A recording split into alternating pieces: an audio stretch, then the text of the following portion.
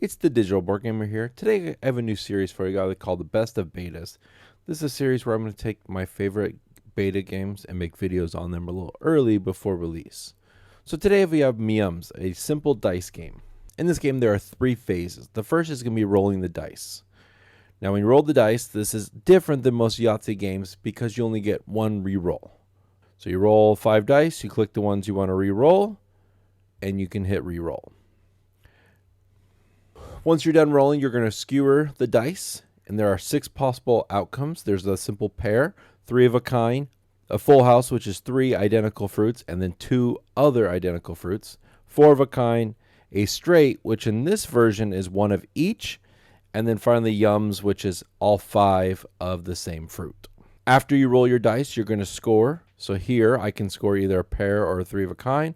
I'll choose the 3 of a kind, and then on your sheet, you're going to start from left to right. You're going to start crossing out these hearts. So here, this 2 hearts here is going to score me 2 down below. And there you go. And then at the end of the turn, you're going to buy a card. Now, you can always buy the bottom card for free. And then you see each card gets more and more expensive in stars. You gain stars mostly from your board here. As either you circle the hearts or cross them off, you'll be gaining these stars on your board, and you can buy cards that way. So I'm going to buy this bottom card here because it's free, and it allows me to score multiple skewers a turn. Now you can see here I rolled an X. When you roll an X on your board, nothing will happen. So I'll score my 3 of a kind here. I'll get my 3 hearts plus my 1 star. And then of course I can buy a card like I said before. Then on my opponent's board, since I rolled an X, they're going to have to cross off 1 of their hearts. So here my opponent crossed off this piece here. Now, when you cross off a piece, you still gain the items below it. So, for example, here my opponent, even though they cross this off with an X, they still gain this reroll symbol. So that brings me to all the symbols. First, we already know about stars. When you cross off down, when you cross it off, you get that 1 there. Then we have the reroll symbol. Then we have this red dice here.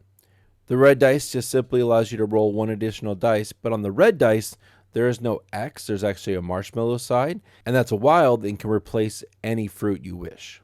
So the very end of the row here, you'll see they're a little darker color. This space can be circled and scored as many times as you wish. So if you cross off or circle all the ones in your pair and you only have this circle left, you can keep scored as many times as you want. First, there are 3 different types of cards. First, the green ones here I have.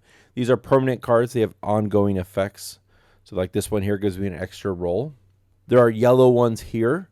All the yellow ones deal with scoring at the end of the score phase. Then finally, there's these pink ones here.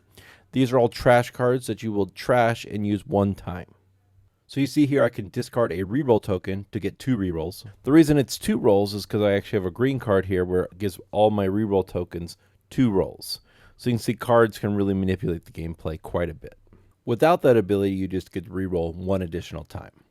Once you circle or cross out every heart in the first row, you can see on the top you will score 3 stars. Also, on the top, if you cannot score a skewer, aka use any of the dice, you can instead cross off one of the free catch-up spaces on the top.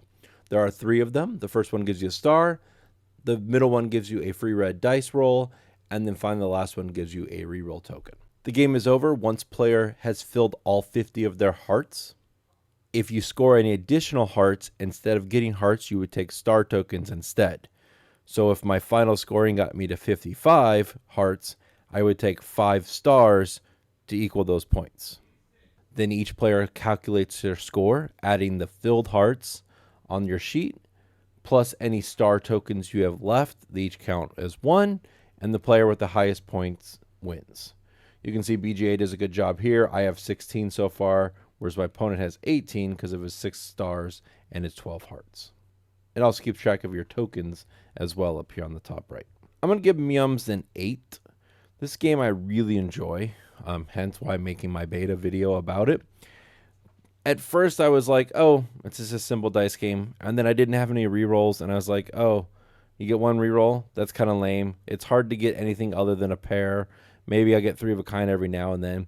But then you start looking at the cards, and the cards really change the gameplay and really make the game.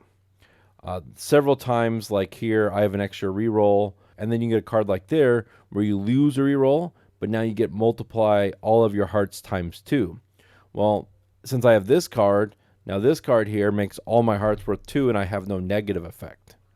So it's just really cool in that way, comboing things, kind of seeing the cards that are out. Of course, there's some luck with the cards first coming out. Somebody can get the best card ever as the first one, and then the next one comes down. Oh, that one works with the perfect, and so on. But since this is such a quick, easy game, I don't really mind it as much. I didn't spend 3 hours playing this big Euro to get hit by luck, and I could do nothing against it. This one here just fits really well for BGA, and I really do enjoy it so far in my 11 or 12 plays I have so far of this game. So if you like dice games, definitely want to go check this one out. As always, I've been the Digital Board Gamer. Good luck and have fun.